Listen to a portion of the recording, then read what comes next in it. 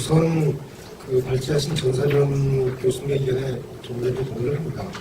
전 교수님은 지금 법학 전공이시지만 저는 이제 경제학 전공이라 경영학과 있습니다라는 보험 경제학 전공이에요. 그래서 경제학 전공자 입장에서 봤을 때 전사면 교수님이 그 말씀하신 보충성의 원칙, 그리고 과잉금지의 원칙 이런 것들이 다 경제학적 관점에서 봐서도 다 타당한, 물론 우리나라 헌법에 있으니까 당연히 타당하겠죠. 그런 기준이라고 생각됩니다. 그래서 그 원칙들은 보충성의 원칙, 과잉금지 이런 것들은 경제학적으로 표현하면은 자유주의 원칙, 후생 극대화 원칙, 여기에 이제 적합한 그런 원칙이라고 생각합니다. 후생 극대화 원칙을 뭐 조금만 부연 설명하면은 이거는 그 어떤 경제 정책을 평가를 할 때 그 기준을 어디다 둬야 될 것이냐, 어느 기업이라든가 어느 일부 집단에 두지 말고 사회 전체 이익, 그거를 가장 극대화할 수 있는 그런 경제 정책이 가장 좋은 경제 정책이다라는 뜻이라고 볼 수가 있습니다. 거기에 이제 과잉금지 원칙도 이제 그런 거죠. 그래서 어느 한쪽을 과잉하게 보호하기 위해서, 또는 어느 한 사람이 무슨 잘못을 저질렀을 때 그걸 과잉하게 처벌을 하면 사회 전체적으로 좋지 않은 결과가 나온다. 이런 뜻입니다. 그래서 경제학적 개념하고 같다고 생각을 하고요. 제가 시간을 몇 분을 진짜 편하게 그다음에 그래서 이 법안을 봤을 때 제가 얼핏 떠오르는 생각이 뭐였는가 하면, 작년, 재작년, 그리고 올해 나오는 여러 가지 그 경제 민주화 관련 아이디어들이 나오는데 그 중에서도 뭐 여러 가지가 있습니다만 두 가지만 예를 들면 국민연금공단이 보유한 주식을 주주권 행사로 하자. 그다음에 또 한 가지는 사회이사 중심의 경영체제를 도입하자. 뭐 이런 얘기를 하고 있어요. 이런 게 다 말하자면 우리나라 기업, 그 중에서 특히 이제 대기업, 소위 말하는 재벌 기업이라고 하는 이런 기업들을 견제하는 뿐만 아니라 경제를 넘어서 이 정치권이 마음대로 좌지우지할 이런 의도가 있는 거라고 저는 생각됩니다.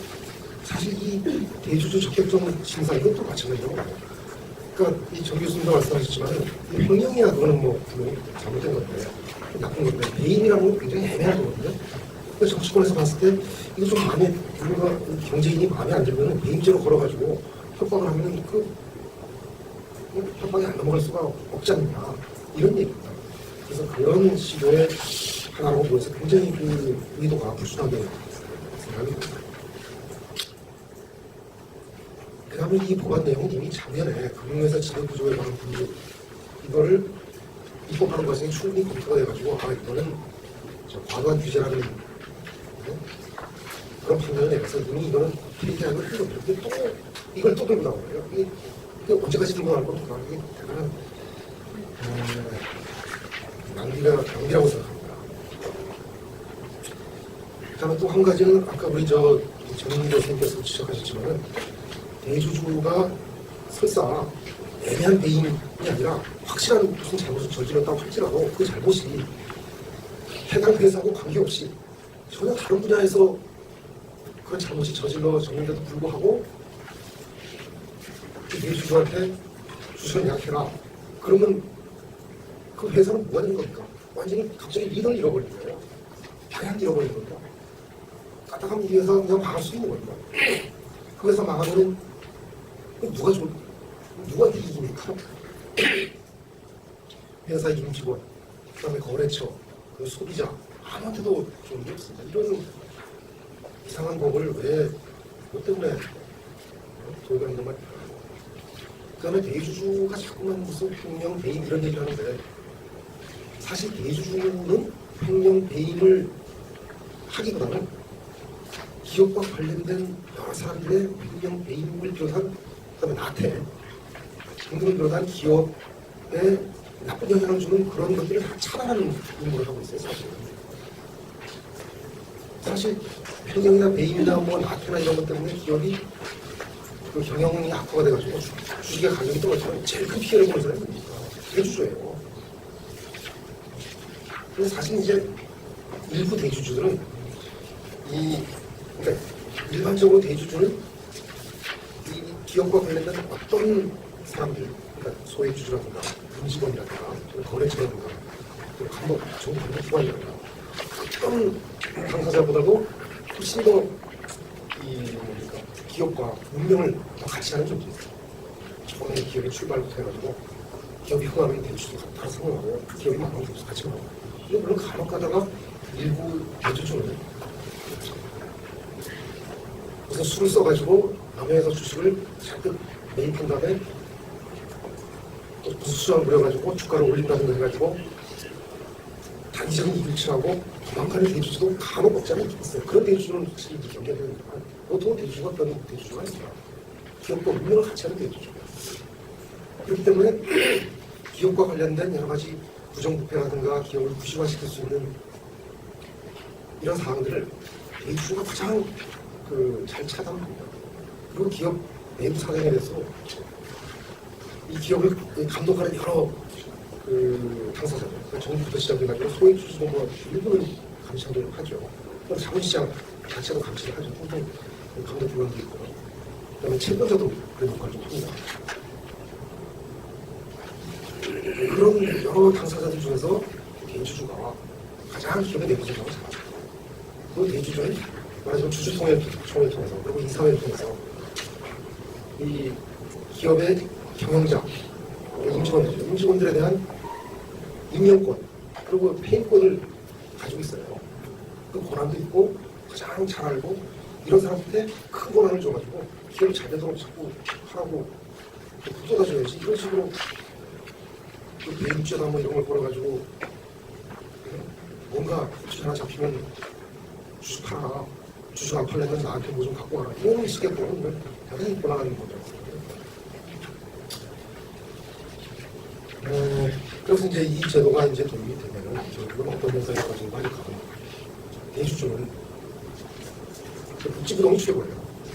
뭔가 조금 하려고 했다가 예를 들어서 이제 이게 제조업도 마찬가지고 금융회사도 마찬가지인데 이제 새로운 좋은 아이디어가 떠올라가지고 또는 시장 상황이 상당히 바뀌어가지고 새로운 사업 방식이나 사업 분야가 생겼을 때 그 사업을 빨리 그걸 캐치하고 투자를 해야 돼요. 근데 거기는 모든 경영인이 다 그렇습니다만 그런 투자를 할 때는 항상 리스크가 따릅니다. 얘는 성공할 가능성이 80%라고 80%고 실패할 가능성이 20%라고 하면 굉장히 좋은 투자돼야 돼요. 근데 이거 투자 실패해서 20% 확률에 걸리면은 나는 배임죄에 걸려가지고 깜빵이 간다. 그리고 모든 주식 다 잃는다. 그러면은 투자 안 하죠. 그럼 어떻게 경제가 발전하겠습니까? 더군다나 우리나라 이제 금융 분야가 제조업 분야에 비해서 전 세계적으로 봤을 때 비상이 낮다고 보이거든요. 그 이유 같은 게 은행 같은 경우에는 어쩔 수 없는 측면이 있긴 있어요. 은행의 경우에는 이제 대주주가 없지 않습니까? 기업을 완전히 장악하는 대주주가 있다 보니까 그런 문제가 있는데 이 제2금융권도 사실은 제조업에 비해서 세계적으로 뚜렷한 기업이 없어요. 그 이유가 흔히들 뭐 국가 정책이 이제 너무 은행 위주로 가기 때문에 제2금융권이 자꾸 밀려서 그런가 뭐 이런 얘기가 있는데 가뜩이나 그런 상황에서 대주주한테 말하자면 이런 법안은 대주주의 기업가 정신이라고 할까요? 모험 정신, 모험가 정신, 기업가 정신을 다 뺏는 거라고요. 이렇게 하면 어떻게 우리 제2금융권이 글로벌 기업으로 글로벌 금융기업으로 성장을 할 수 있겠습니까? 이게 문제가 있는 제도라고 생각이 듭니다.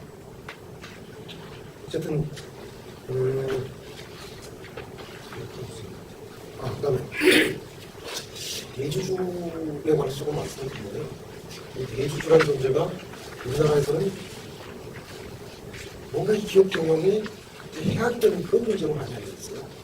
그래서 뭐 제조업도 그렇지만 또 이제 금융기업도 그렇습니다만 이게 뭐 소비자를 착취하고 자기 자신 이익을 위해서 탐욕스러운 대주주고 소비자를 착취하고 그다음에 그 하청업체, 협력업체가 착취하고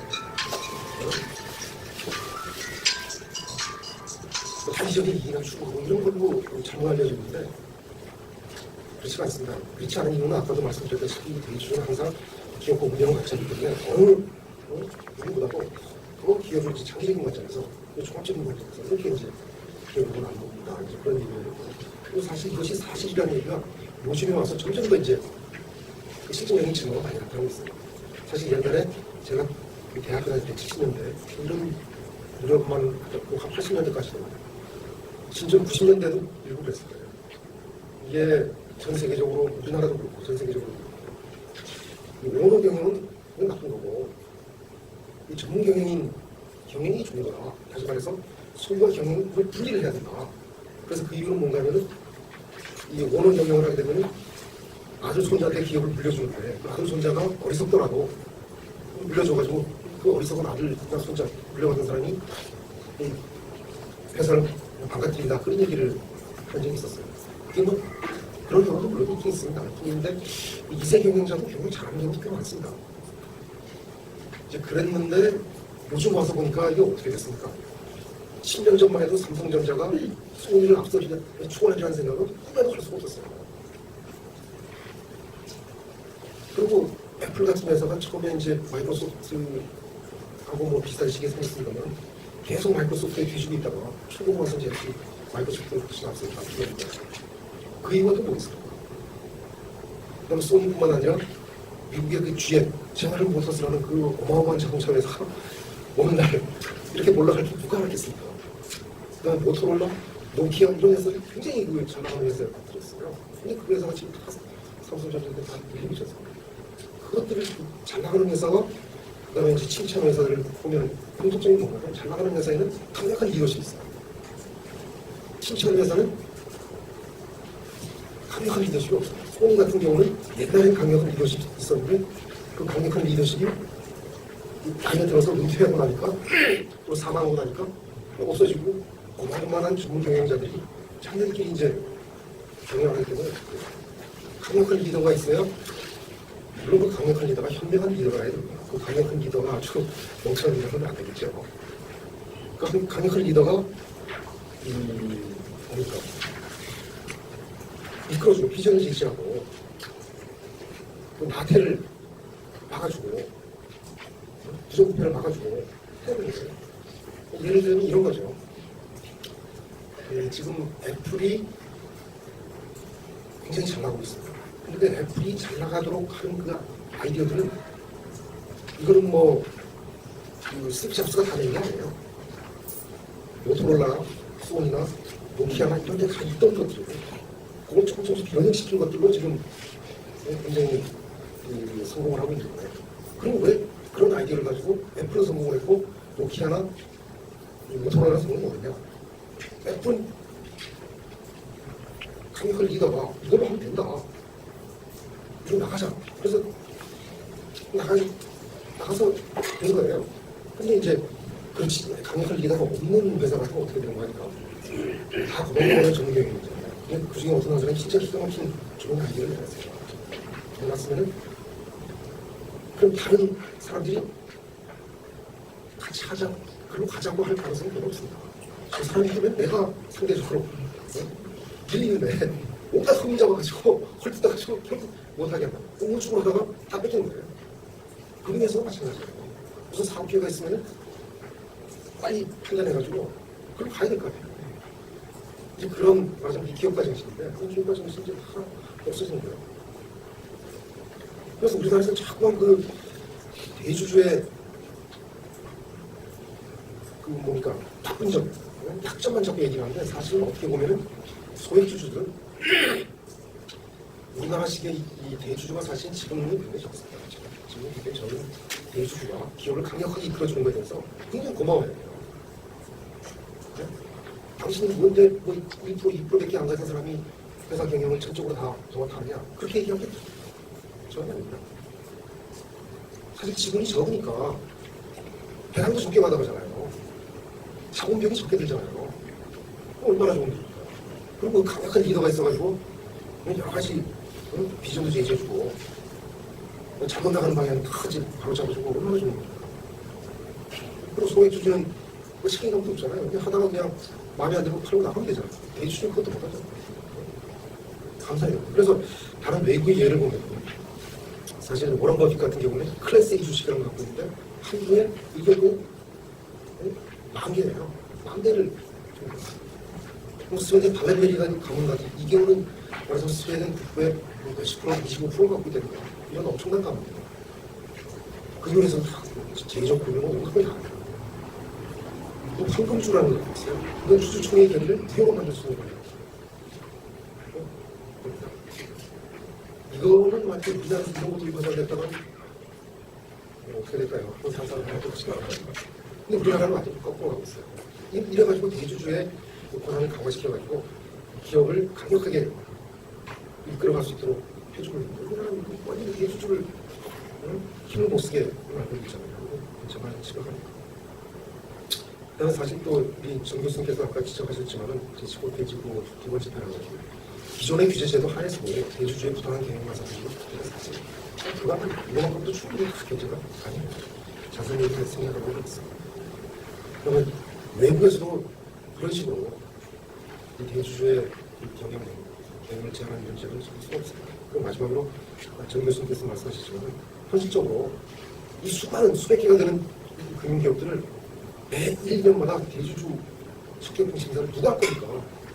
이거 하려면 그러면 금융감독은 인원을 앞으로 2배, 3배 늘릴 겁니다. 굉장히 문제가 많은 거 같아서